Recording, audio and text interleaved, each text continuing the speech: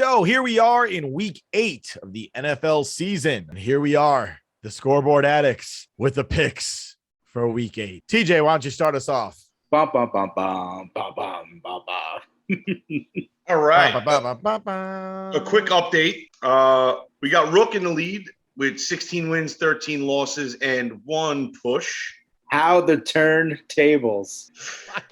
Me in second place, 2 behind with 14 wins, 15 losses, and a push. And then Nick trailing just by 1 on me, a half a point on me, 14 wins, 16 losses. Pushes count, baby. Fucking bullshit, bro. So right out the gate, I'm going to take Titans plus 2.5. Bengals minus 10.5 against the Jets because the Jets are atrocious. Bucks minus 4.5. Giants plus 10. Bills minus 13.5. And then I'm going to take the under on the Eagles-Lions game under 48 points. And my prop is going to be a FanDuel weekly special. I'm going to take and I copied this off of Nick. Sorry, Nick. Glad you found it, though.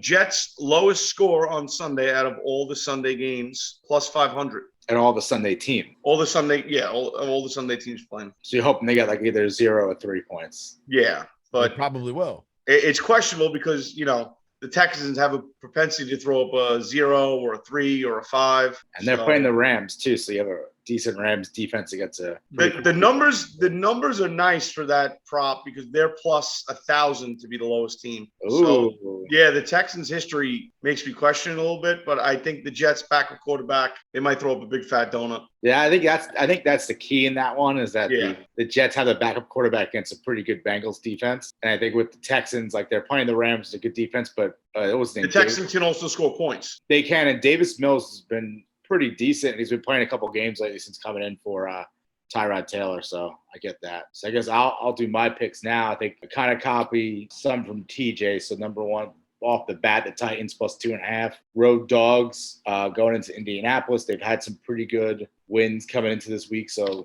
I figured I'd take them. Beating the Chiefs, beating the Bills, and Derrick Henry just bowling people over. I don't know how you could bet against that at this point. I'm going to go out on a limb on this one. Lions. I'm going to go Lions plus 3.5. Last couple of weeks, I've been winning. I think I've been 9-3 in the last 2 weeks. And a lot of the bets I picked have made me feel very uncomfortable with picking them. I feel like you feel smart when that happens. When you feel just a little uncomfortable, you're like, I don't really know if this is going to happen, but I'm going to go it anyway. So I'm going to go Lions plus 3.5 against the Eagles at home. They're home dogs.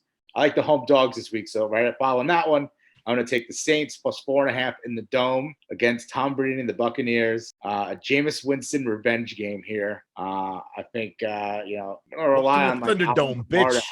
Yeah, welcome to the Thunderdome, bitch. But I'm going to rely on, hopefully they rely on Kamara to carry this team with Bucs offense, but we'll see what happens Sunday. And my last pick are home favorites. We have the Chargers, -4 against the Pats, and then I'm going to go Vikings. I don't really like this one either, but I'm going to go Vikings -2.5, win by a field goal over the Cowboys on Sunday night. And then my under pick is going to be the Eagles, Lions, under, just like TJ, under 48. I feel like those just 2 not so great teams, and like they're not put them points up. And then my prop bets can be $20 to win 36-45. Stafford over 294 yards, 294.5 yards passing, and then Robert Woods over 59.5 receiving yards in that game as well. And I'm very upset with my prop pick last week because I feel like it was a very good bet. Everyone was counting the Giants out. They weren't going to score any points. Daniel Jones over 1.5 touchdowns. It was a stretch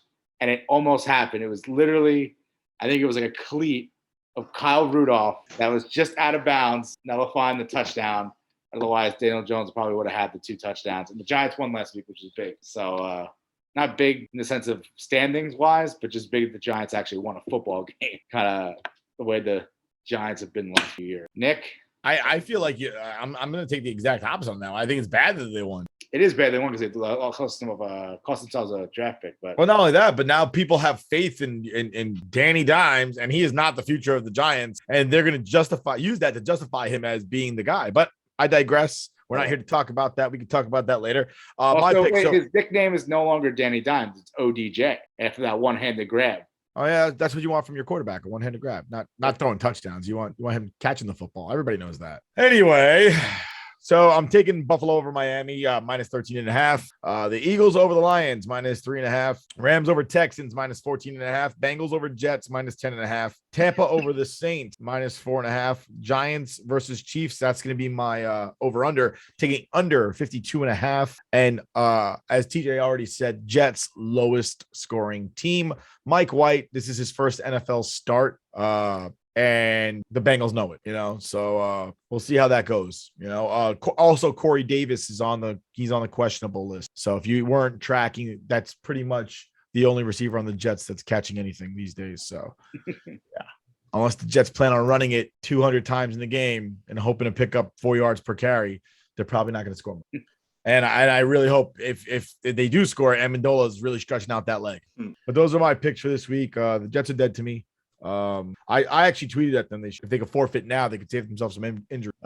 Nick's on to hockey season. Yeah, all day. I'm watching basketball. That's how sad the state of the NFL is. I'm watching basketball. And my eyes actually went up because after I was doing my picks, I came and saw the Knicks are only up 3, and now they're only up 3 or 14 seconds. I think they might have fouled. But those are our picks this week for Week 8 of the NFL season.